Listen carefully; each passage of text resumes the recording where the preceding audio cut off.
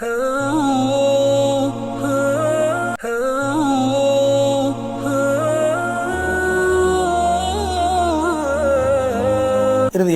என்னுடைய 255வது ஹுத்பா தொடரில் இறுதியாக மஸ்ஜித் அக்ஸாவுடைய ஹுத்பாவை ஹத்தீப் காலித் அபு ஜுமா ஹஃபிதஹுல்லாஹ் தந்த ஹுத்பாவின் தலைப்பு அல்லாஹ்வுடைய மகத்துவத்தை நம்புவது எல்லா விதமான வெற்றிக்கும் நிம்மதிக்கும் காரணமாகும். அல்லாஹ்வை புகழ்ந்து நபி ஸல்லல்லாஹு அலைஹி வஸல்லம் ஸலவாத்து ஸலாம் சொல்லி தக்வாவை வலியுறுத்தியதன் பின்பு அல்லாஹ்வுடைய அடியார்களே, அல்லாஹ் தஆலா கண்ணியமானவன், உயர்ந்தவன், அழகானவன், பரிபூர்ணமானவன். அவனுடைய ஜடம், அவனுடைய பெயர்கள், அவனுடைய தன்மைகள் அனைத்துமே மகத்தானவை. அவன் இரக்கத்துக்குரியவன், சக்தி உள்ளவனாக இருக்கிறான். அவனுடைய வல்லமையில் அவன் உறுதியானவனாக இருக்கிறான். அதே போன்று அவனுடைய மிருதுவான தன்மை, அறிவு, இது போன்ற விடயங்களில் அவன் மகத்தானவனாக இருக்கிறான். உபகாரத்திலும் கண்ணியத்திலும் நீதத்திலும் அவன் உயர்ந்தவனாக இருக்கிறான். அவன் பொதுவாகவே கண்ணியமானவனாக இருக்கிறான். அவனுக்கு நிகராக உலகத்தில் யாருமே கிடையாது. எவ்வளவுதான் மனிதர்கள் அல்லாஹ்வை புகழ்ந்தாலும் அவர்களால் முழுமையாக அல்லாஹ்வை புகழ முடியாது. உண்மையானவர்கள் அல்லாஹ்வை கண்ணியப்படுத்தவும் முடியாது. அவனை தவிர வேறு இறைவன் கிடையாது. அவன் கண்ணியமான அரசின் இரட்சகனாக இருக்கிறான். சூரா அன்-நம்ல் 26வது வசனம். அவனுடைய கண்ணியத்துக்கு ஒரு ஆரம்பமோ அவனுடைய கண்ணியத்துக்கு ஒரு முடிவே கிடையாது. அவனுடைய கண்ணியத்தை நாங்கள் பார்க்கின்ற போது, விளங்குகின்ற போது உள்ளம் நடுங்க ஆரம்பிக்கிறது. சூரா தௌபா 129வது வசனம். அவன் மீது என்னுடைய விடயங்களை பொறுப்பு சாட்டிவிட்டேன், அவன் கண்ணியமான அரசின் இரட்சகனாக இருக்கிறான். அல்லாஹ்வுடைய அடியார்களே, போராளிகள், நபி ஸல்லல்லாஹு அலைஹி வஸல்லம் அவர்கள் எப்போதும் சஹாபாக்களுக்கு அல்லாஹ்வுடைய கண்ணியத்தை, மகத்துவத்தை விளங்கப்படுத்துவார்கள். அல்லாஹ் பக்கம் எல்லா சந்தர்ப்பத்திலும் மீள வேண்டும் என்று சஹாபாக்கள் உணர்த்துவார்கள். அல்லாஹ் குர்ஆனில் சொல்கிறான், உங்களுக்கு ஏதாவது கெடுதி ஏற்பட்டால் அதை அல்லாஹ்வை தவிர வேறு யாரும் தடுக்க முடியாது. உங்களுக்கு நலவு ஏற்பட்டால், அல்லாஹ் நலவு ஏற்படுத்தினால் அல்லாஹ்வை தவிர வேறு யாரும் அதை தடுக்க முடியாது.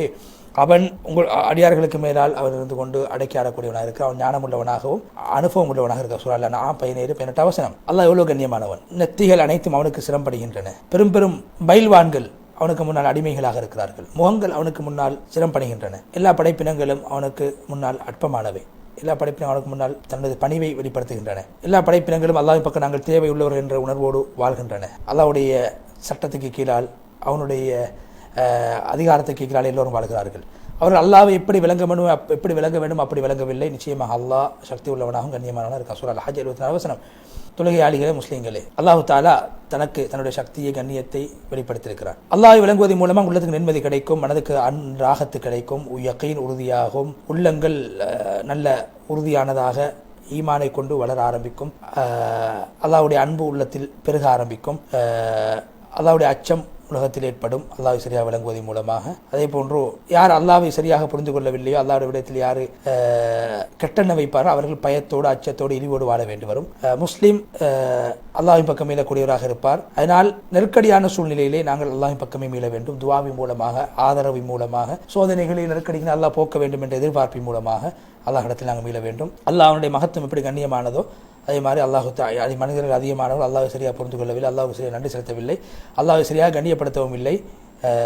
யார் இபாதத் செய்யாமல் பெருமையோடு இருப்பார்களோ அவர்கள் அல்லாஹ்வை சரியாக கண்ணியப்படுத்தவில்லை. பாவங்களை, தடுக்கப்பட்ட விடயங்களை அனுமதிப்பதினூடாக யார் அல்லாஹ்வுடைய மார்க்கத்தை அற்பமாக கருதுவார்களோ, பாவங்களில் மூழ்கி இருப்பார்களோ அவர்களுக்கு இந்த ஈமானுடைய விடயங்களை புரிய முடியாது, அவர்களால் புரிந்து கொள்ள முடியாது, அல்லாஹ்வை அவர்களால் சரியாக கண்ணியப்படுத்த முடியாது. அதே போன்று யாரு அல்லாஹ்வுடைய முடிவுகளை யார் விமர்சிப்பார்களோ அவர்கள் அல்லாஹ்வை கண்ணியப்படுத்த மாட்டார்கள். அல்லாஹ்வுடைய விடயத்தில் யார் கட்டண வைப்பார் அவர்கள், அல்லாஹ்வுடைய ஏற்பாடுகளை யார் விமர்சிப்பார்கள் அவர்கள் அல்லாஹ்வை கண்ணியப்படுத்தாதவர்களை போல. அல்லாஹ்வுடைய சோதனைகள் ஏற்படுகின்ற போது அதை பொறுத்து கொள்ள வேண்டும், பொறுமை காக்க வேண்டும். அதெல்லாம் அதுக்கு மாற்றமாக யாரு பொறுமை இழந்து வாழ்வார்களோ அவர்கள் அல்லாஹ்வை சரியாக புரிந்து கொள்ளவில்லை, கண்ணியப்படுத்தவில்லை.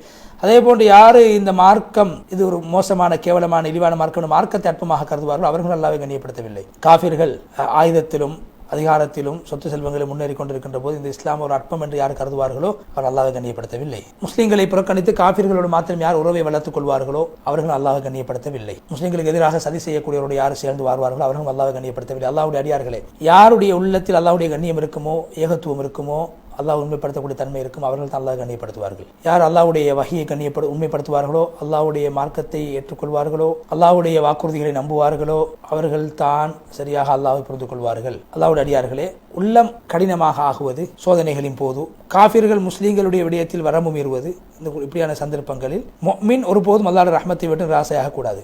அல்லாஹ்வுடைய விடயத்தை நல்லெண்ணம் கொள்ள வேண்டும், அல்லாஹ்வை அவர் புரிந்து கொள்ள வேண்டும். அல்லாஹ் சக்தி உள்ளவனாக இல்லையா, அவன் சக்தி உள்ளவனாக இருக்கிறான் என்று அல்லாஹ்வை நம்ப வேண்டும். அல்லாஹ் எல்லா விடயங்களை பார்த்துக் கொண்டிருக்கிறான். உலகம் நிலைமை மாறுவதை எல்லாம் அல்லாஹ் அவனுடைய மேற்பாட்டின் பிரகாரம் தான் மாறிக்கொண்டிருக்கிறது என்பதை அல்லாஹ் பார்த்துக் கொண்டிருக்கிறான். அல்லாஹு தாலா ஞானம் உள்ளவனாக, அறிவுள்ளவனாக இருக்கிறான், ஹிக்மத்துள்ளவனாக இருக்கிறான். அல்லாஹு தாலா உடைய ரஹ்மத்தை விட்டு நிராசையாகக்கூடியவர்களை அல்லாஹ் வழிகட்டவர்கள் என்று குர்ஆனிலே வர்ணித்திருக்கிறான். குர்ஆன் அல்லாஹ் சொல்கிறான், சூரா யூசுப் 87 வசனம், அல்லாஹ்வுடைய ரஹ்மத்தை விட்டு நிராசையாக வேண்டாம், அல்லாஹ்வுடைய ரஹ்மத்தை விட்டும் காஃபிர்கள் வழி தவறியவர்கள் தான் நிராசையாகுவார்கள். சூரா யூசுப் 87 வசனம். அதே போன்று அல்லாஹு தாலா சொல்கிறான், யார் அல்லாஹ்வுடைய ரஹ்மத்தை விட்டு ராசையாகுவார்களோ அவர்கள் வழி தவறியவர்கள். சூரா அல் ஹிஜ்ர் 56 வசனம். ஒரு அடியான் கெட்டெண்ணம் அல்லாஹ்வுடைய விடயத்தில் கெட்டெண்ணம் வைப்பதன் மூலமாக அவருக்கு நிராசை உண்டாகும். நடக்கக்கூடிய விடயங்களை அல்லாஹ் பார்க்காமல் இருக்கிறான், அல்லாஹ் பார்த்து கொண்டு எங்களுக்கு உதவி செய்யாமல் இருக்கிறான், இவ்வாறு பேசுவது நினைப்பது அல்லாஹ்வுடைய ரஹ்மத்தை விட்டு ராசையாகக்கூடியதாக கருதப்படும். நிச்சயமா அல்லாஹ் எங்களுடைய துவாக்களை கேட்காமல் இருக்கிறான், பாதிக்கப்பட்டவர்களுடைய சத்தங்களை அழுகுறல்களை அல்லாஹ் கணக்கெடுக்காமல் இருக்கிறான் யார் நினைப்பாரோ அல்லாஹ்வுடைய விடயத்தில் கெட்டெண்ணம் கொண்டு விட்டார், அல்லாஹ்வுடைய ரஹ்மத்தை விட்டும் தூரமாகிவிட்டார், நிராசையாகிவிட்டார். அதே போன்று அல்லாஹ்வுடைய அடியார்களே, தொழிலாளிகளே, அல்லாஹ்வுடைய கண்ணியத்தை ஒரு மனிதன் உணர்வது மனிதனுடைய உள்ளத்தில் உறுதியை தைரியத்தை ஏற்படுத்தும். இக்கட்டான நிலைமைகளில் மனிதனுக்கு உறுதியை கொடுக்கும். சஹாபாக்கள் அப்படித்தான் இருந்தார்கள். அவர்கள் பொருளாதார நெருக்கடியிலே பாதிக்கப்பட்டார்கள், சமூக நெருக்கடி, பல்வேறு அபு தாலிப் என்று சொல்லக்கூடிய அந்த பள்ளத்தாக்களே பல வருட காலங்கள் பொருளாதார நெருக்கடிக்கு முகம் கொடுத்தார்கள். ஆனால் அந்த நேரத்திலே அல்லாஹ் தாலாவுடைய ரஹ்மத்தை விட்டு அவர்கள் ராசையாகவில்லை, அல்லாஹ் உதவி செய்ய வேண்டிய எதிர்பார்ப்பில் இருந்தார்கள். அதே போன்று மதீனாவிலே அந்த முஸ்லீம் அல்லாதவர்கள் படையோடு வந்து முஸ்லீம்களை முற்றுகையிட்ட நேரத்தில் கூட முஸ்லீம்கள் அல்லாஹ்வுடைய ரஹ்மத்தை விட்டு ராசையாகவில்லை, அல்லாஹ் உதவி செய்வான் என்ற எண்ணத்தோடு தான் இருந்தார்கள். அபூ சுஃபியானுடைய படை வந்து முஸ்லீம்களை சுற்றி வளைத்த நேரத்திலே முஸ்லீம்கள் ஆண்கள் பெண்கள் சிறுவர்கள் பெரிய எல்லோருமே பசியோடும் நெருக்கடியோடும் இருந்தார்கள். ஆனால் அவர்கள் கடும் குளிரோடு இருந்தார்கள், உண்ணுவதற்கு உணவும் கிடையாது, எந்த ஒரு ஏற்பாடும் கிடையாது. அந்த நேரத்தில் அல்லாஹ் உதவி செய்வான் என்ற நம்பிக்கையோடு இருந்தார்கள். அதே போன்று அந்த நேரத்திலே அல்லாஹு தாலா காஃபிர்களுடைய உள்ளத்திலே பயத்தை போட்டான். அதே போன்று அவர்களுடைய சமூக வலைத்தளங்கள் ஊடகங்கள் அனைத்தும் பலகீனமாக ஆரம்பித்தன. முஸ்லீம்களை கந்தக்கிலிருந்து ஓட வேண்டும் என்று அவர்கள் தூண்டினார்கள். ஆனால் முஸ்லீம்கள் யாரும் ஓடவில்லை. அதே போன்று முஸ்லீம்கள் தங்களுடைய இலக்குகளை விட்டு பின் செல்ல வேண்டும் என்று பணித்தார்கள், யாரும் சென்று பின் செல்லவில்லை. முஸ்லீம்களுக்கு மத்தியில் அச்சத்தையும் பயத்தையும் பீதிகளையும் ஏற்படுத்துவதற்கு முயற்சி செய்தார்கள். அல்லாஹ் அவ்வாறான நிலைமைகளை விட்டு முஸ்லீம்கள் அல்லாஹு தாலா பாதுகாத்தான். அது அல்லாஹு தாலா குர்ஆனில் சொல்கிறான், முனாஃபிகீன்களும் யாருடைய உள்ளத்தில் நோய் இருக்கிறது அவர்கள் சொன்னார்கள், அல்லாஹ் ரசூலும் எங்களை ஏமாற்றி கொண்டிருக்கிறார்கள் என்று சொன்னார்கள். சூரா அல் அஹ்ஸாப் 12வது வசனம். அல்லாஹ்வுடைய அடியார்களே, போராளிகளே, முஸ்லீம்களில் யாராவது இந்த இஸ்லாத்துடைய மார்க்கத்தின் ஒளி சென்று விட்டது, இஸ்லாமிய மார்க்கம் விழுந்து விட்டது, வீணாகி விட்டது என்று யார் கருதுவார் அவர் மடையனாக இருப்பார். இஸ்லாம் என்ற ஒளி அது வீசிக்கொண்டே இருக்கும், இஸ்லாத்துடைய கொடி அது உயர்ந்து கொண்டே இருக்கும். மனிதனுடைய கெட்டெண்ணத்தினால் அது ஒரு போதும் இல்லாமல் போக மாட்டாது. மற்றவருடைய வழிகேடுகளை பின்பற்றக்கூடியவர்களால் இஸ்லாத்தை வெளித்தாட்ட முடியாது. யார் இஸ்லாத்தை வெளித்தாட்ட விரும்புவாரோ அவர்கள் தண்டனைகளை சந்திப்பார்கள், அல்லாஹ்வுடைய கோபத்துக்கு உள்ளாகுவார்கள். அல்லாஹ் குர்ஆனில் முனாஃபிகளை பற்றி சொல்கிறான், அல்லாஹ் முனாஃபிகான ஆண்களையும் பெண்களையும் முஷ்ரிக்கான ஆண்களையும் பெண்கள் அல்லாஹ் சோதிப்பான். அவர்கள் அல்லாஹ்வுடைய விடயத்தில் கெட்டெண்ணம் கொள்வார்கள், அல்லாஹ் அவர்கள் மீது கோபம் கொண்டு விட்டான், அல்லாஹ் அவர்களை சபித்து விட்டான்.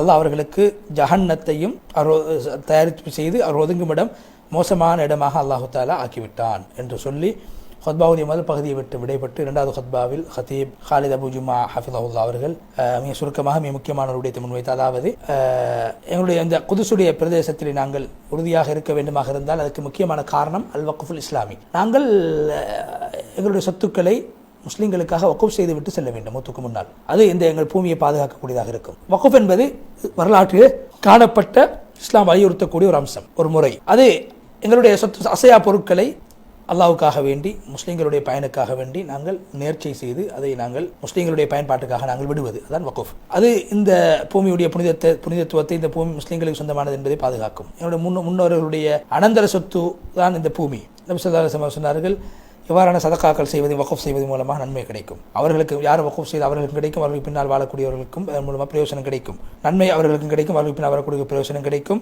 எனவே மதரசாக்களை கட்டுங்கள். உங்களுடைய முன்னோர்கள் மதரசாக்களை கட்டினார்கள், கிணறுகளை தோண்டினார்கள், மரங்களை நாட்டினார்கள், அறுவடை செய்தார்கள், கிராமங்களை ஊர்களை கட்டினார்கள், புனர்நிர்மாணம் செஞ்சார்கள், பள்ளிவாசல்களை கட்டினார்கள், ஹல்வத்தில் இருக்கக்கூடிய அந்த தனிமையிலிருந்து வணக்கம் செய்யக்கூடிய இடங்களை, தக்கியா பள்ளிவாசல்களை, ஜாவியாக்களை, மக்தபுகளை எங்களுடைய முன்னோர்கள் கட்டினார்கள். அதன் மூலமாக நாங்கள் பயன்பட்டுக் கொண்டிருக்கோம். அதேபோல் நாங்கள் எங்களுக்கு பின்னால் வரக்கூடிய சந்ததியினர்களுக்காகவும் வக்ஃப் செய்ய வேண்டும் என்பதை வலியுறுத்தி, இதுதான் வக்ஃப். இதனுடைய முக்கியத்துவம் குதுஸிலே வெளிப்படும். அது இந்த வக்ஃப் தான் இந்த பூமியில் இருக்கக்கூடிய எங்களுடைய முஸ்லீம்களுடைய இருப்பையும் முஸ்லீம்களுடைய புனித ஸ்தலங்களையும் பாதுகாக்கக்கூடியதாக இருக்கிறது.